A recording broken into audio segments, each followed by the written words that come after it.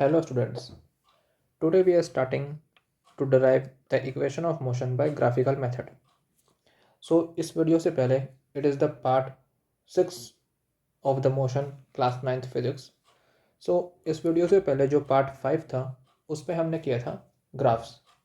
हमने उसमें दो टाइप के ग्राफ किए थे. पहला था distance time graph and second is velocity time graph.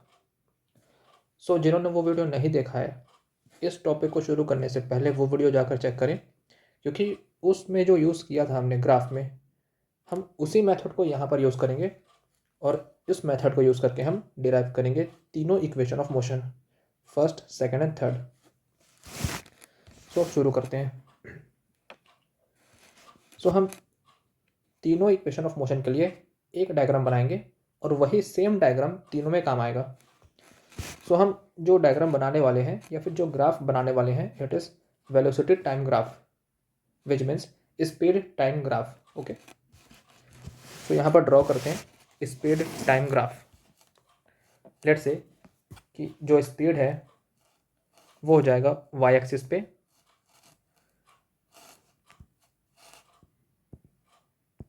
ये हो जाएगा स्पीड. ओके, जो कि है वाई एक्सिस में, एंड एक्स एक्सिस में हम ले लेंगे टाइम को. अब यहाँ पर हम जो ग्राफ बनाने वाले हैं, इस ग्राफ में एज्यूम करना है कि जो इनिशियल वेलोसिटी है या फिर इनिशियल स्पीड है वो ज़ीरो नहीं होना चाहिए. सो इससे पहले हम टॉपिक किए थे जिसमें हम एज्यूम किए थे कि initial velocity is not zero. So अगर आपको याद हो कि वो ग्राफ स्टार्ट कहाँ से हुआ था, उस ग्राफ को हम स्टार्ट कर सकते हैं किसी भी पॉइंट से, बट वो ज़ीरो से स्टार्ट नहीं होना चाहिए. Okay, so let's say this is the starting point और initial point from which the velocity time graph starts. अब जो रेड लाइन है ये शो कर रहा है slope of the graph again. ठीक है, अब इसके बाद हम नेमिंग कर लेते हैं. सो मैं पहले सभी पॉइंट्स को जोड़ देता हूँ. अगर इस पॉइंट को मैं नीचे ज्वाइन करता हूँ तो ये कुछ यहाँ पर होता है.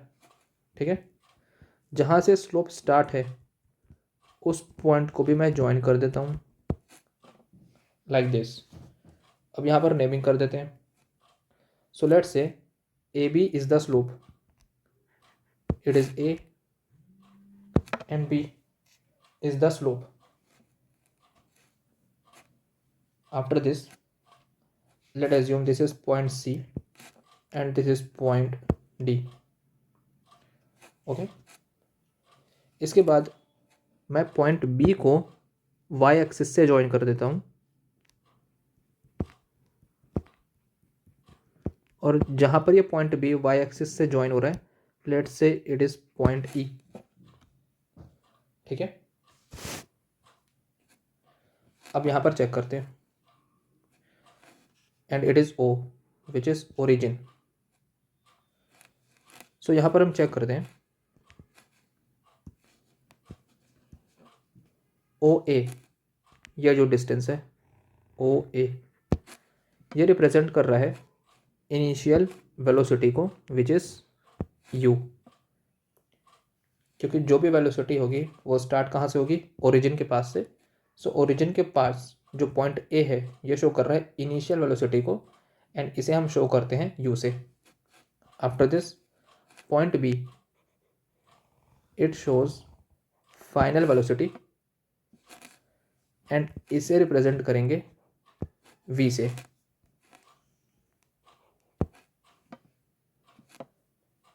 After this OC and AD, diagram में हमें दिख रहा है कि OC और AD दोनों इक्वल हैं. इट मीन्स OC अगर टाइम है तो AD भी रिप्रेजेंट करेगा टाइम को. सो यहाँ पर मैं मेंशन कर देता हूँ कि जो AD है ये रिप्रेजेंट कर रहा है टाइम को.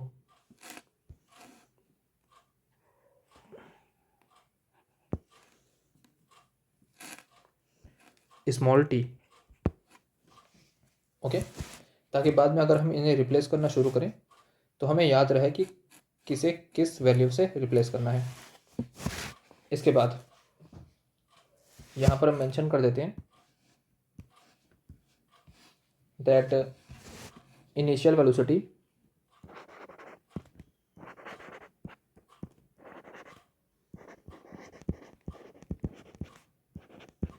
Is equal to O A, and ये से शो कर रहे हैं हम यू से।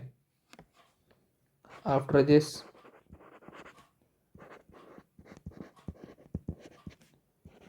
फाइनल वेलोसिटी विच इज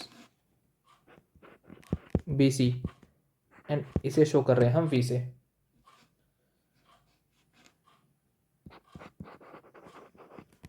इसके बाद टाइम को हम शो कर सकते हैं आइदर ओ सी और ए डी से, क्योंकि दोनों ही का लेंथ जो होगा वो सेम होगा एंड दोनों ही रिप्रेजेंट करेंगे टाइम को। ठीक है, एंड इस पूरे ग्राफ में जो ए बी है it is slope of graph. ठीक है, इसका काम वैसे बाद में आएगा, बट मैं जो भी यूज़ होने वाला है इस टॉपिक में वो आपको शुरू से हिंट दे रहा हूँ। अब यहाँ चेक करते हैं what is the slope of the graph.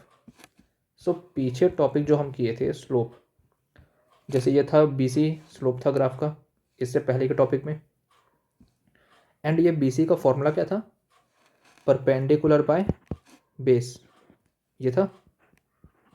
So B C को हम लिख सकते हैं C D by B D.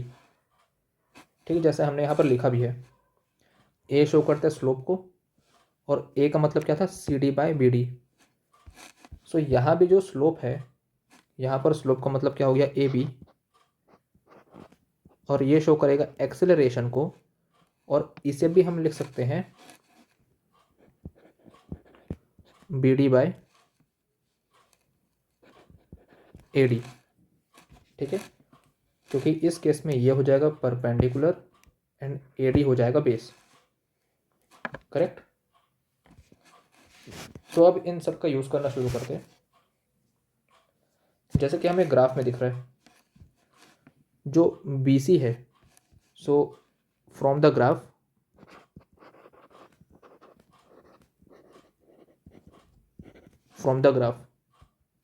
हमें यहाँ पर दिख रहा है कि B C is equal to B D plus C D. Correct, B C का मतलब क्या हो गया, B D plus C D. अब यहाँ रिप्लेस करते हैं, बी सी के क्या शो करता है, फाइनल वेलोसिटी को। इसके बाद बी डी हमें पता नहीं क्या शो कर रहा है, सो इसे कॉपी कर देते हैं। इसके बाद सी डी, अब चेक करो सी डी यह हमें इक्वल दिख रहा है ओ ए की तरह। सो यहाँ पर हम बोल सकते हैं कि सी डी और ओ ए दोनों इक्वल हैं, एंड ओ ए जो है वो शो कर रहा है initial velocity. It means C D को भी रिप्लेस कर सकते हैं हम इनिशियल वेलोसिटी से, because C D is equal to है ए ओ या फिर ओ ए। तो ये हो गया v is equal to B D plus U. Let's say this is equation number 1। Okay, इसके बाद we know that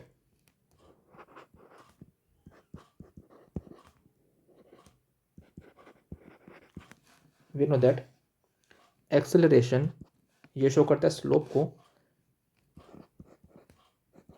slope of graph, और ये इक्वल किसके होगा, परपेंडिकुलर बाय बेस के। परपेंडिकुलर का मतलब है बी डी और बेस का मतलब है A D. So A is equal to B D by A D. Correct. अब चेक करो कि बी डी का क्या मतलब है। सो अगेन हमें बी डी का मतलब कुछ नहीं पता, हमें पता है बी सी का मतलब, ओ ए का मतलब और ए डी का मतलब। सो यहाँ चेक करते हैं ए डी किसे शो करता है, टाइम को। सो मैं यहाँ पर रिप्लेस कर दूंगा B D by time. Correct. So इसे मैं कॉपी कर देता हूँ, ए इज इक्वल टू हो जाएगा बी डी बाय टाइम, और we can say that B D is equal to A into T. ठीक है, let's say it is equation number 2। So हम हमारे पास दो इक्वेशन आ चुके हैं, इक्वेशन फर्स्ट एंड सेकंड। अब यहाँ पर हम करेंगे putting the value of equation 2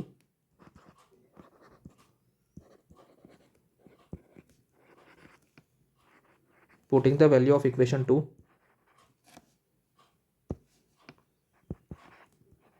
in equation 1। अब यहाँ पर चेक करो, हमें बी डी का जो वैल्यू 80 आया था उसे पुट करना है इक्वेशन 1 में।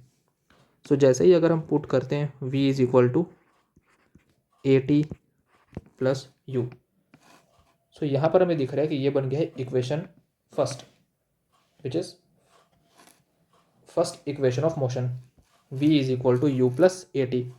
ठीक है, v is equal to you plus 80। So हम ग्राफिकल मेथड से फर्स्ट इक्वेशन ऑफ मोशन को डिराइव कर चुके हैं। It is the first equation of motion. So ये बहुत ही सिंपल सा था। स्टार्टिंग में तो हमने सिर्फ वो पार्ट लिखा है जो हमें गिवन है, इसके बाद जो मेन इक्वेशन शुरू हुआ है वो यहाँ से हुआ है, फ्रॉम ग्राफ से स्टार्ट होकर के सिर्फ छोटे से पार्ट में ये इक्वेशन पूरा खत्म हो गया। Okay, so this is the first equation of motion. इसके बाद हम सेम ग्राफ को यूज करेंगे टू प्रूव और to derive second equation of motion. अब चेक करते हैं इक्वेशन ऑफ मोशन नंबर 2, और we can say that second equation of motion by graphical method. So यहाँ पर मैंने सेम डायग्राम को या फिर सेम ग्राफ को कॉपी कर दिया है, और जो इस ग्राफ के अकॉर्डिंग गिवन थे इनिशियल फाइनल टाइम, ये सबको मैंने एज इट इज कॉपी कर दिया है। ओके, सो इसके बाद जो हमारा सेकेंड इक्वेशन ऑफ मोशन होता है वो होता है डिस्टेंस का। अगर आपको याद हो तो S is equal to U T plus half A T square, ये होता है हमारा second equation of motion. So आपको सिर्फ फॉर्मूला देख करके स्टार्ट कर देना है। हमें क्या मिल रहा है यहाँ पर, डिस्टेंस। सो आपको इक्वेशन जो शुरू करने वाला काम है वो डिस्टेंस के फॉर्मूले से ही करना है। ठीक है, सो अगर हम बात करें स्पीड टाइम ग्राफ का, एंड अगर हमें वहाँ पर फाइंड करना है डिस्टेंस, सो हमें ये पता है कि डिस्टेंस का मतलब क्या हो गया कि जो भी एरिया आएगा उस ए बी स्लोप के नीचे वो टोटल एरिया डिफाइन करेगा डिस्टेंस को। करेक्ट, सो मैं यहाँ पर सीधे वर्ड टू वर्ड लिख देता हूँ कि डिस्टेंस इज इक्वल टू क्या होगा, एरिया एनक्लोज्ड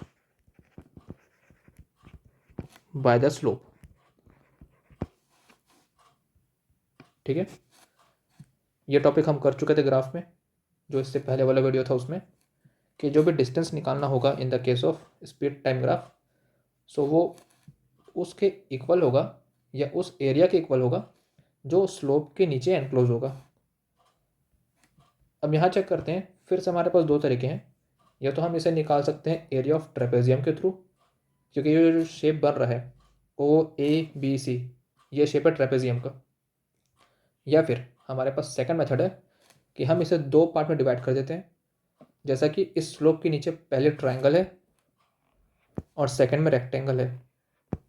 अगर मैं ट्रायंगल का निकाल करके उसके एरिया को ऐड कर दूं रेक्टेंगल के एरिया से, तब भी हमारे पास जो आंसर है वो सेम आएगा। सो इससे पहले के वीडियो में मैंने बताया था ट्रेपेजियम को यूज़ करके। ओके, अब इसे हम करेंगे ट्रायंगल प्लस रेक्टेंगल से। So area enclosed by the slope, इसका मतलब क्या हुआ, एरिया ऑफ ट्रायंगल, और ट्रायंगल कौन सा होगा, A B D, A B D plus area of rectangle, और रेक्टेंगल कौन सा होगा, ए ओ सी डी। ठीक है, तो हम एक एक करके पहले फाइंड कर लेते हैं दोनों का एरिया। ट्रायंगल का और रेक्टेंगल का। अब फाइंड करते हैं area of triangle.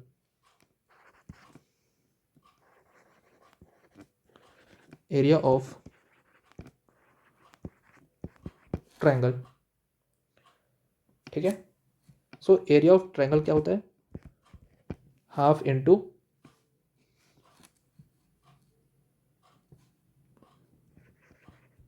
Area of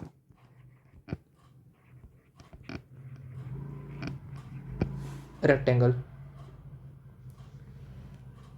okay. Half into area of rectangle,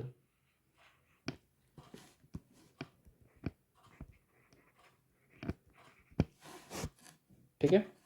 जैसे अगर हमारे पास एक रेक्टेंगल गिवन है इस तरीके से, एंड अगर मैं इसे हाफ कर दूं, हाफ कट कर दूं, तो हमें दिख रहा है कि हाफ कट करते ही हमारे पास दो ट्रायंगल आ जाते हैं।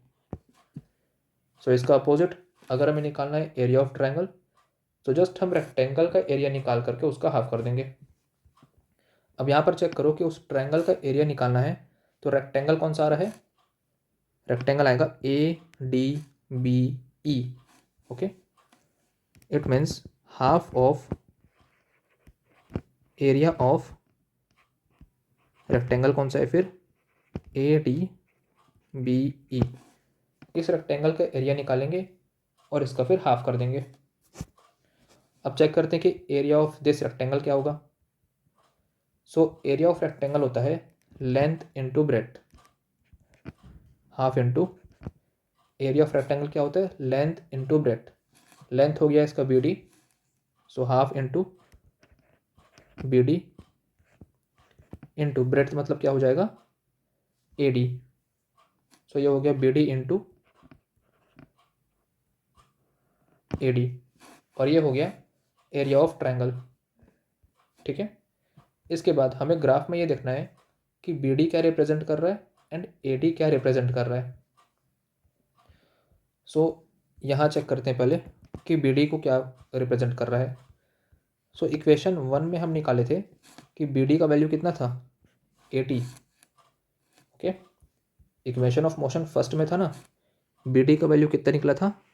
AD, यहाँ आपको दिख रहा होगा। तो हम जस्ट उसी वैल्यू को यहाँ पर पुट कर देंगे, तो ये क्या हो गया? हाफ इंटू BD का मतलब हुआ 80 इंटू, अब चेक करो कि AD क्या शो करता है? AD भी क्या शो करता है? टाइम। सो AD को भी रिप्लेस कर देंगे टाइम से। सो ये कितना हो गया? हाफ AT स्क्वायर, ठीक है। ये निकल गया एरिया ऑफ ट्रायंगल। इसके बाद हमें निकालना है सेकंड में एरिया ऑफ रेक्टेंगल, जो कि था नीचे वाला part, second part. So area of rectangle, और रेक्टेंगल कौन सा है? AOCD, AOCD। सो इसका फॉर्मूला क्या हो जाएगा? Again length into breadth. Length हम ले लेते हैं AD इंटू ब्रेथ हम ले लेते हैं OA, ठीक है। हम कुछ भी ले सकते हैं वैसे, AD इंटू OA। अगेन अब AD क्या शो कर रहा है? टाइम, एंड OA क्या शो करता है? देखो डायग्राम में, OA का मतलब है U, initial velocity. It means area of rectangle क्या हो गया? UT। सो लेट्स से इसे हम मान लेते हैं इक्वेशन 1, इक्वेशन 2, ओके। या फिर हम एक काम करते हैं, इसे मान लेते हैं इक्वेशन 1, जहाँ पर हम सबका समेशन बोले हैं, area of rectangle plus area of triangle, it is equation 1। ये हो गया इक्वेशन 2 एंड ये हो गया equation 3। So now putting the value of equation 2 and 3,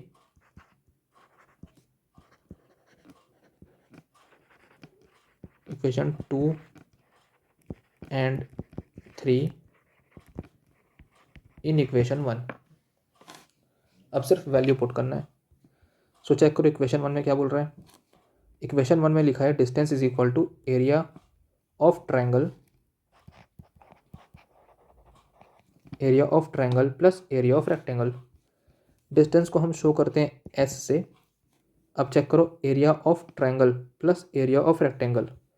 so area of rectangle कितना निकला, यूटी, उसे प्लस कर देंगे एरिया ऑफ ट्रायंगल से, which is half eighty square, and ये आ गया हमारा second equation of motion.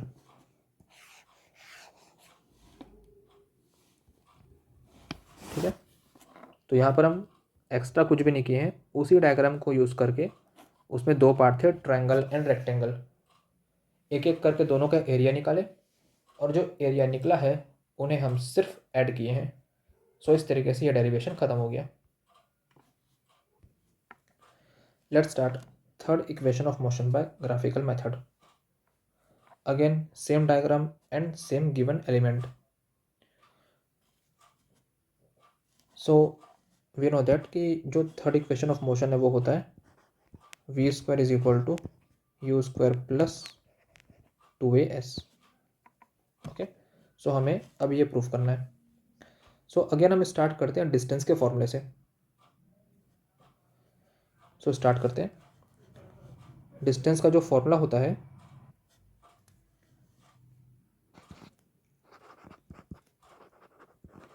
Distance is equal to क्या होता है, स्लोप और area enclosed by the slope.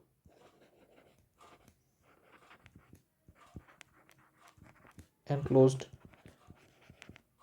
Bye the slope. ठीक है, सो इस स्लोप के नीचे आइदर हम ले सकते हैं फिर से ट्रायंगल प्लस रेक्टेंगल, या फिर एरिया ऑफ ट्रेपेजियम। सो इस बार हम यूज़ करेंगे एरिया ऑफ ट्रेपेजियम का। सो स्लोप के नीचे जो शेप आ रहा है वो है ट्रेपेजियम का। It means distance is equal to हो जाएगा area of trapezium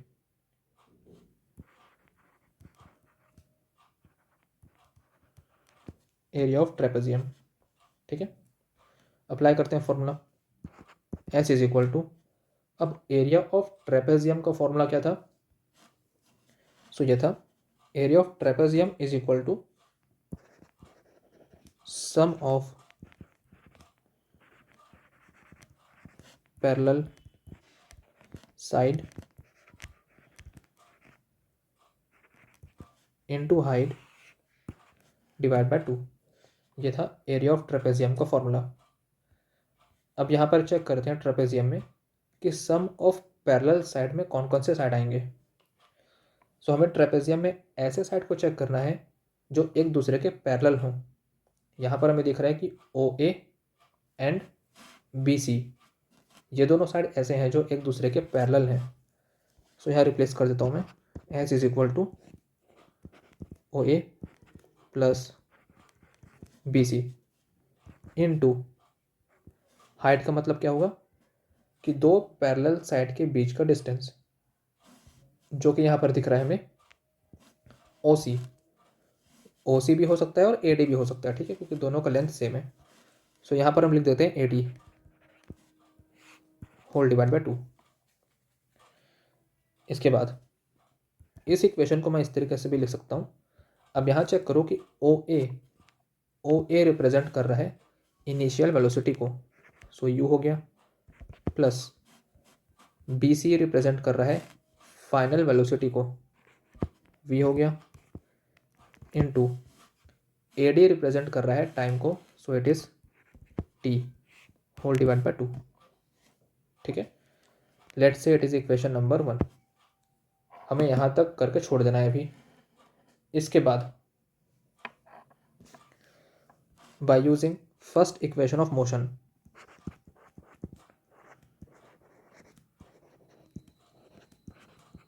according to first equation of motion, v is equal to you plus A T.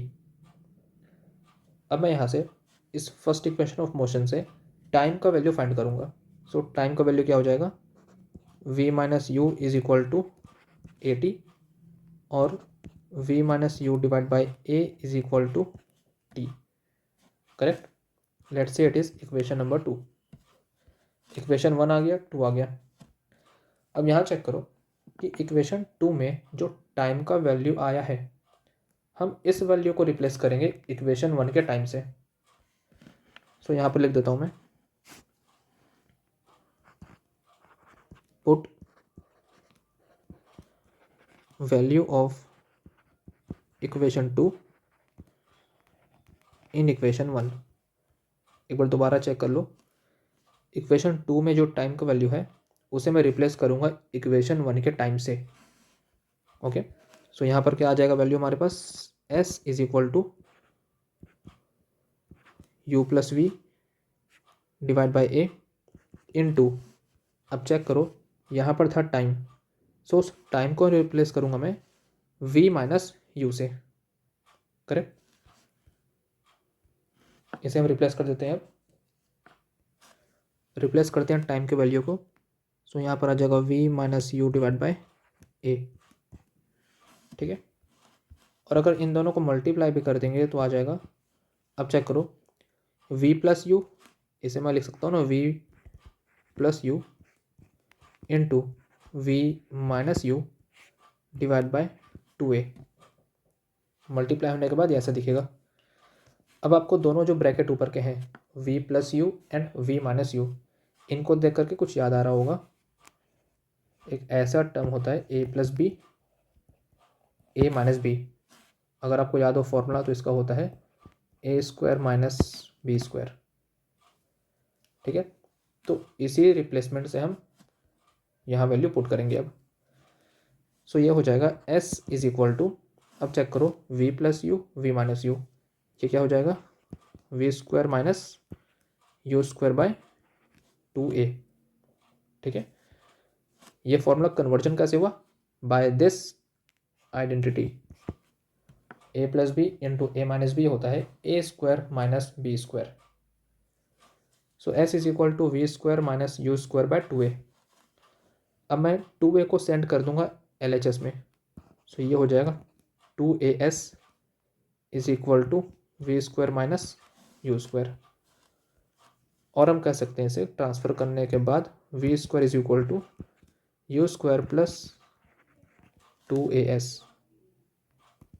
and it is the third equation of motion, v square is equal to u square plus 2as।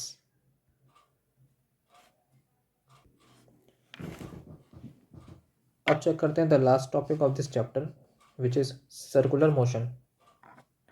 So when a body moves in a circle path then its motion is called circular motion. So अगर कोई body circular path में travel कर रहा है then उसकी motion को हम बोलेंगे सर्कुलर मोशन।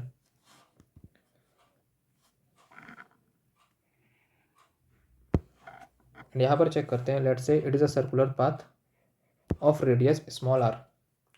ओके, सो अगर कोई भी बॉडी एक कंप्लीट सर्कुलर पाथ में ट्रेवल करता है एंड कंप्लीट करता है वन सर्कल, देन जो डिस्टेंस वो ट्रेवल करेगा वो इक्वल हो जाएगा सर्कमफेरेंस ऑफ द सर्कल और perimeter of the circle which is 2πr। So for one complete revolution, for one complete revolution जो टोटल डिस्टेंस कवर होगा वो हो जाएगा 2πr, और ये होता है पेरीमीटर या फिर circumference of the circle. And यहाँ पर जो r है ये शो करता है radius of circle. Okay, so अगर हमें निकालना है कि what is the velocity of a body while moving around a circular path, so velocity का फॉर्मूला क्या होता है, डिस्टेंस बाय टाइम। अब यहाँ पर लेट से कि जो भी टाइम लग रहा होगा उस बॉडी को एक कंप्लीट सर्कल करने में, ठीक है, वो हम मान लेते हैं t है। कि अगर कोई बॉडी सर्कुलर पाथ में ट्रेवल कर रहा है, so for one complete circle it will take time t। सो फॉर्मूला क्या हो जाएगा v का, v is equal to 2πr divide by T. और इस तरीके से हम निकाल सकते हैं किसी भी बॉडी का वेलोसिटी जो कि मूव कर रहा होगा सर्कुलर पाथ में। तो ये बहुत छोटा सा टॉपिक था और इससे 2-4 क्वेश्चन आ जाते हैं छोटे मोटे। सो ये था लास्ट टॉपिक। आई होप कि आपको ये सब क्लियर हो गया हो। अब मिलते हैं नेक्स्ट वीडियो में।